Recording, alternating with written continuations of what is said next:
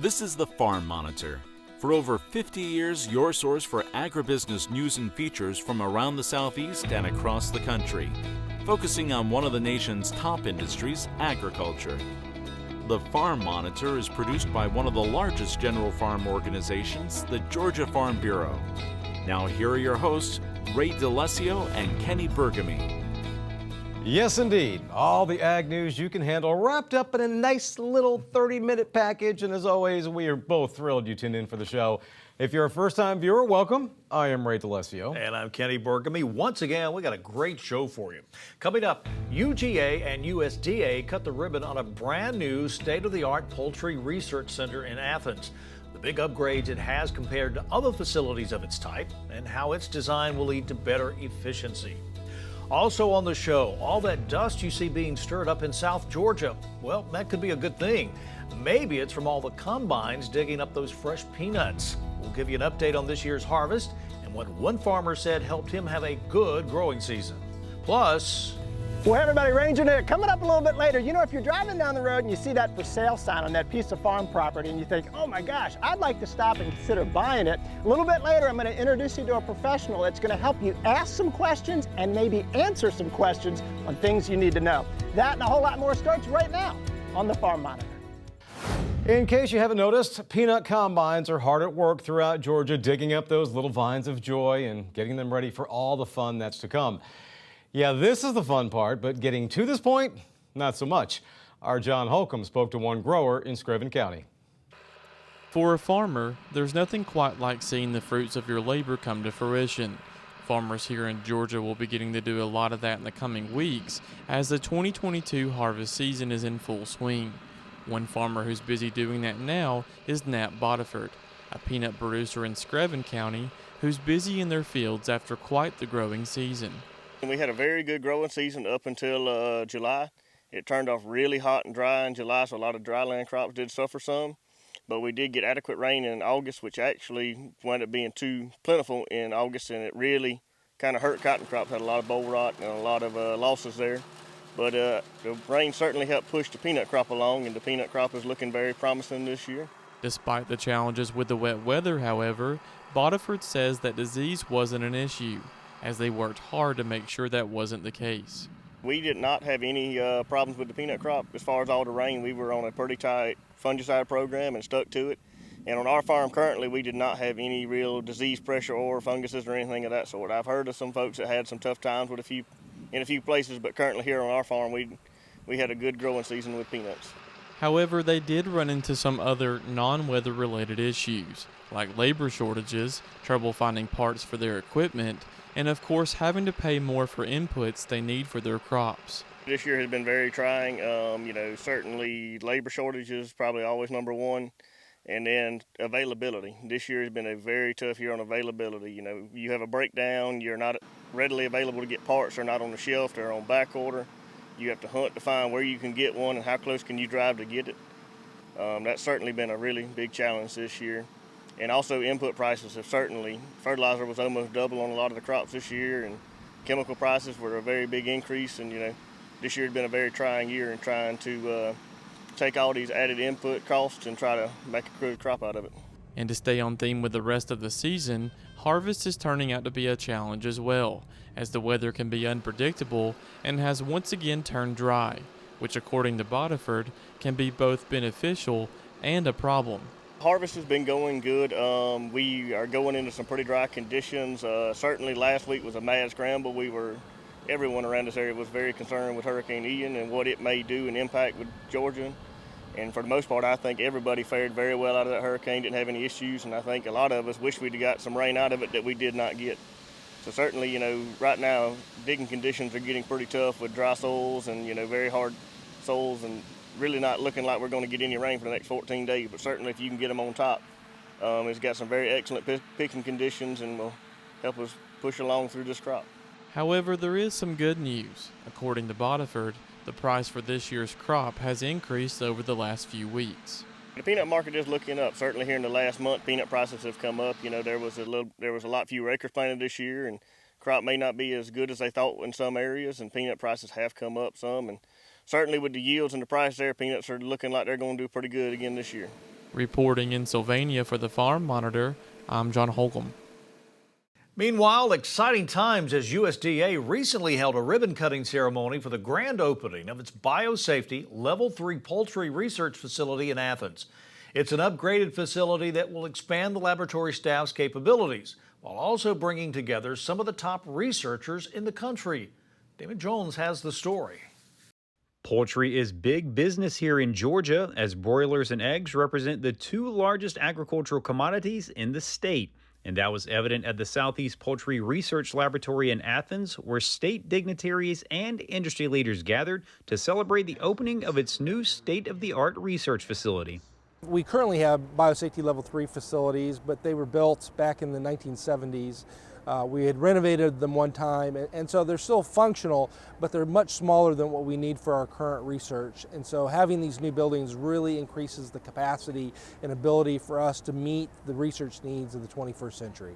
This new space will not only increase efficiency by consolidating from 3 buildings down to 1, but also the capacity with a number of highly specialized rooms. The big upgrades that we have to this building is we have a biosafety level 3 ag room, which allows us a much bigger space to do different types of experiments. So it's basically it's a very large open room, but it's airtight, and it allows us to work with these viruses again safely, but allows us to do vaccine studies and other experiments that we wouldn't have been able to do in our current facilities. And they will soon have company, as this facility will also house a genomics lab that is currently being transitioned from East Lansing. Part of the excitement of bringing this U.S. National Poultry Research Center and the new Southeast Poultry Lab together is that our lab in Michigan is merging with the lab down here in Georgia. So we've been in a multi-year process of transferring bird lines and equipment and people and bringing all these two groups together to form a large center of excellence. This 10-person team will add their expertise in many of the viruses that affect the poultry industry on a daily basis. Our unit focuses on endemic diseases, so these are diseases that are already present in the U.S. These are diseases that have been causing issues for decades. So we continue to produce improvements in vaccines and diagnostics so that we can further increase the economical profits of the poultry industry. They will combine with the 7 scientists in the exotic unit that work on upcoming and emerging diseases. We don't normally have these diseases in the United States, but when they do, they can be very devastating to the poultry industry. And so our work is, again, designed to help diagnose it, to have a rapid response, to characterize these viruses, to help APHIS, our sister agency, respond to these outbreaks. I always like to say that Southeast Poultry is really the poultry industry's insurance policy. We never want these diseases to occur in our poultry populations, but if they do, you want a group of experts who know the viruses inside and out and can help you respond to those outbreaks when they do occur. Reporting from Athens, Clark County, I'm Damon Jones for the Farm Monitor. Well, hey everybody, Ranger Nick just hanging out in the barn this month. Stick around, because coming up, I'm talking to a professional who's going to help you when you see that piece of farm property for sale from the road and a beautiful barn like this on that piece of land. He's going to help you ask the questions before you consider buying it that you're going to need to know the answers to. Coming up.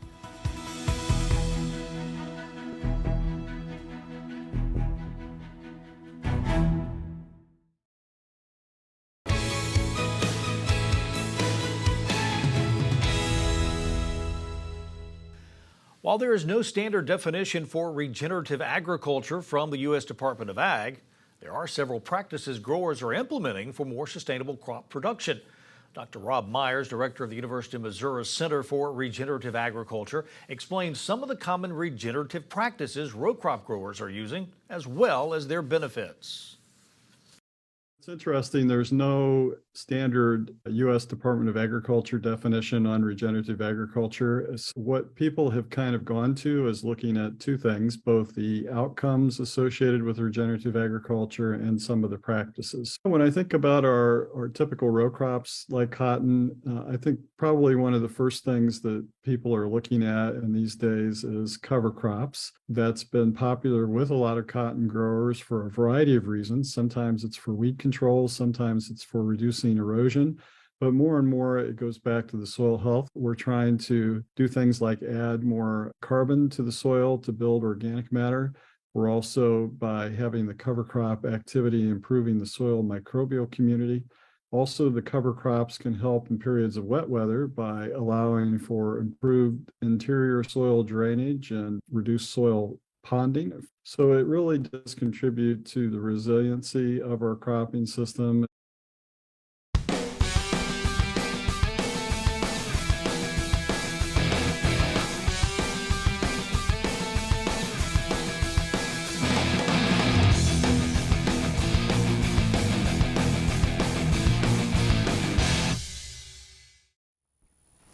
Well, how about this beautiful day? Watkinsville, Georgia, Oconee County, not too far from Athens and not too far from where my wife and I live, right here in Watkinsville. And with all the talk that's been going on the past year plus about buying and selling property and land, I thought this month I got to introduce you to a friend and a professional that knows a thing or two about that. And that's Mr. Eddie Thaxton. Hey, Mr. Eddie.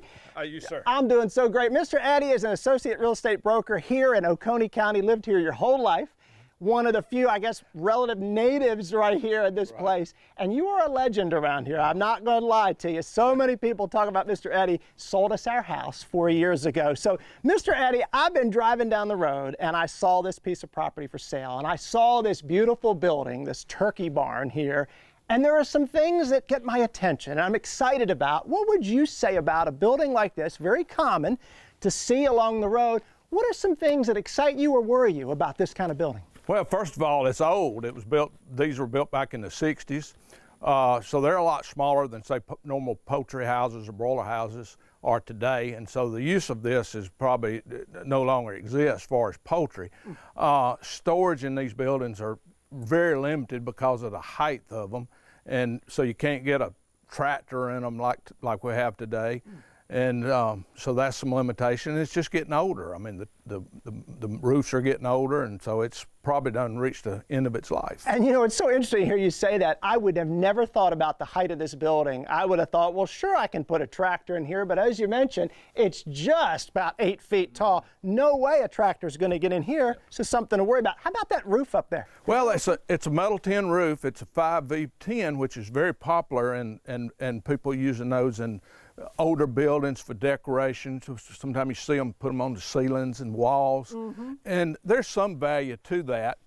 I've heard anywhere from $1 to $2 per linear foot, you know, and so there is a little value. Not going to get rich selling it, but it may help offset the cost of demolishing it. So that could be something we think about. You see a building like this, too short to store stuff in. Let's think about selling that tin, getting some income from that. We're looking at this, well, what is this, Mr. Eddie, if I don't know? This is a propane tank. This is very, very popular in the rural area. We don't have natural gas in the rural area of Oconee, and so you have to use propane. Propane was used to heat these houses back when we had turkeys in them. And so, and you'll see these a lot of times behind rural houses. Okay.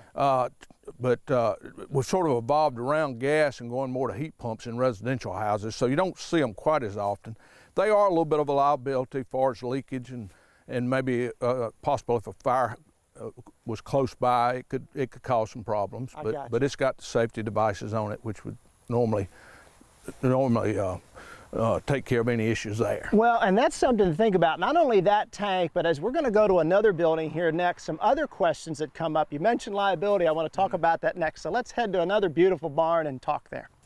Okay, so what you're looking at there is not far from that turkey house that we were just standing in front of and talking about. Mr. Eddie, that berm right there, it's just interesting looking to me. What is that? Why does it look that way? Well, back in the 60s and early 70s, there were no lowboy trailers around like we have today with ramps. So when you had to move a tractor from one farm to another, you loaded it on a flatbed truck. So you just you backed the flatbed truck on there and then drove it up on it. So that's what that's used for. And folks may see that when they're out looking at property and say, what is that? Yeah. That also, it is strange looking sitting there. Yeah, well, it reminded me, is there something under it? I mean, a body, I don't know, but is there a tank? We talked about that propane tank. What about tanks underground? Well, obviously there could be a tank there. One of the signs for underground tank is usually there's some pipes that come up, and you can have a diesel tank, you can have a gasoline tank, you can have propane tanks. So there's all different type of tanks.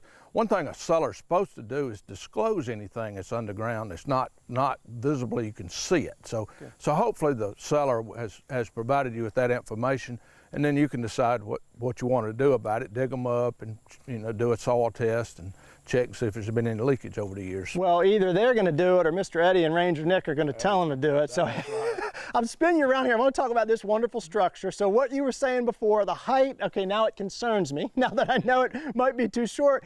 But in the late fall, we're looking at this pile of stuff. Talk to me about that. I'm interested. It's common on farms today that just stuff gets accumulated. Those pipes have been laying there probably 25 years.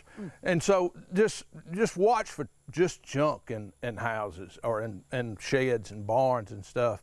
And try to make the seller, get them cleaned up. Clean that up. And if they go to do that in that late summer, early fall time, that's the time for some of those venomous snakes, like timber rattlesnakes in the southeast. They're out breeding and doing stuff. And when you're moving those, be on the lookout for sure. Well, so much great information today that we've learned about some of these buildings and things to think about on a piece of property. And I love this piece of property, but Mr. Eddie, some other things that I should worry about, question, think about before I maybe make an offer on this. What would you say? Well, several things. Conservation use, that's a state where if you've got 10 or more acres, you can put it in a program that it exists for 10 years, and then you can renew it every 10 years. And what that does, it really reduces the local property tax on the property. And it's a real good thing, but there's some stipulations and qualifications that you have to go through to be in that program. And then there's also USDA offers a program, conservation easement, where they'll actually essentially buy the property. You maintain the ownership, and every piece of property is a little bit different what they'll pay you. But it's going to be in agriculture from now on. It can never be taken out. And so that could possibly create problems with future inheritance and stuff like that. But you can still sell it if you want to. So if somebody wants a recreational property or an ag piece of property to use strictly for agriculture, that's a perfect piece of property. Now they won't sell as much as an open fair market value property, but it's a wonderful piece of property to buy. And there's a lot of stipulations on that. Like for instance, if a interstate wanted to come through there, well, it can never happen, or a county road or a state road. And so it'll always, from now on, be in agriculture. And those are things to know about, that is for sure. And that for sure preserves the property from now on. It will always be agriculture. This is stuff I hope you have learned so much as I have. Mr. Eddie, thanks for today. All right. It's such a pleasure to hang out with you as always. And folks, I hope you've enjoyed this as much as I have. You all know what to do. While you're online checking out some more things about real estate and properties and things, hop on over to the Ranger Nick Facebook page and check that out. Until next time, for the Farm Monitor, as I always say, I'm Ranger Nick, reminding you that enthusiasm is contagious. So pass it on. Y'all, thank you so much for watching. We'll see you right back here again this time next month. See ya.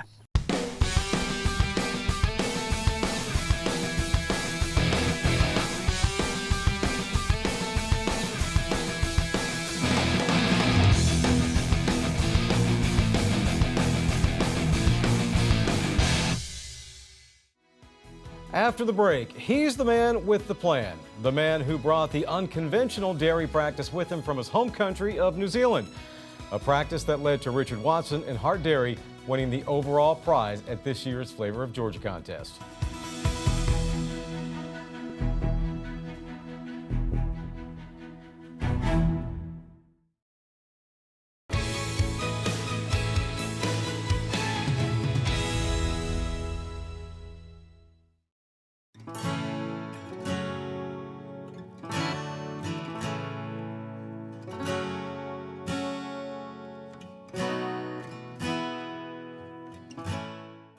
If there's such a place as cow heaven, this may be it. Acres upon acres of lush green grass, the herd free to roam, to eat as much as they can eat. A bovine buffet, so to speak. It was the vision of Hart Dairy founding farmer and Georgia transplant, Richard Watson. So growing up in New Zealand, I grew up in a rural part of New Zealand in the central North Island, and spent my summer holidays working on sheep and beef farms. There was a lot of sheep in New Zealand. I said we got 4.5 million people. At one point there were 70 million sheep in New Zealand. So I guess it's lucky they can't vote. and there's about 4.5 million dairy cows. There's actually more dairy cows in New Zealand than there are people. So it's a huge agricultural-based economy. So I grew up around it. I went to college, studied agriculture, and ended up getting a PhD in animal science from Massey University in New Zealand. So with a wealth of knowledge and experience, Dr. Watson made his way to Georgia in 2000, where he eventually landed on the staff at UGA, running research trials on forages and grazing and developing new forage technologies. He also spent 3 years in Mississippi as the state forage extension specialist. Then in 2007, it all came together. The foundation for Hart Dairy, which Watson knew from the start would be based on New Zealand-style dairies. The New Zealand style dairy, New Zealand's agricultural system is almost exclusively based on pasture or grass production, forage production, so where the animals are outdoors all year round grazing. Now, fortunately, New Zealand has a climate that is conducive to that sort of animal production system, but the whole agricultural technology or animal production technologies are all based around grazing and forage production. So I just saw the potential. I just saw the phenomenal ability of this part of the world, the southeast United States, to grow forage. You've got the right combination of heat and water, and to me it just seemed to make a lot of sense to take a lot of the technologies, that New Zealand style of managing forage, intensive grazing, putting animals outdoors, and marrying that with just a phenomenal set of natural resources that we have here in the southeast and this part of Georgia particularly. It just seemed to make a lot of sense to do that. And Hart Dairy winning the grand prize at this year's Flavor of Georgia contest didn't happen by accident. Watson says it was the result of a lot of blood, sweat, and tears, money, and mistakes. Expensive mistakes, according to Richard. Nonetheless, he's also quick to point out those mistakes enabled Hart Dairy to produce a product all involved truly believe is both good and, more importantly, good for you. Winning that overall prize is really, for me at least, living in Georgia and for the last 20 years is sort of a validation and a culmination of a lot of effort that proves out what we're doing and shows that there is independent validation that the product that we are now producing and bringing to market is a good one. Look, milk is a fantastic starting point, regardless of where that milk is produced. Milk produced conventionally or in a grass-fed system is a superfood. It's you can't make that, you can't contrive it, you can't manufacture it. It's truly a nature's superfood. Something else worth noting, the fitness industry. More and more research is showing that milk before, during, and after a workout, especially chocolate milk, is extremely beneficial to the body. In some cases, even better than those store-bought protein powders. And that's something the folks here at Hart Dairy have taken into consideration. The reason it is so good is when you work out, and you work out in a very vigorous manner, you're using all those macronutrients. You're using protein, you're burning fat, you're burning carbohydrate. I mean, carbohydrate gets a bad name these days, but at the end of the day, your body needs carbohydrate, needs all of those 3 macronutrients, in addition to all the vitamins and other things that are going on in milk. So milk is truly a complete package. It provides all those 3 critical core macronutrients to athletes post-workout. So it's not just protein, it's not just fat, it's not just carbohydrate. It's all of them, and in a very balanced way.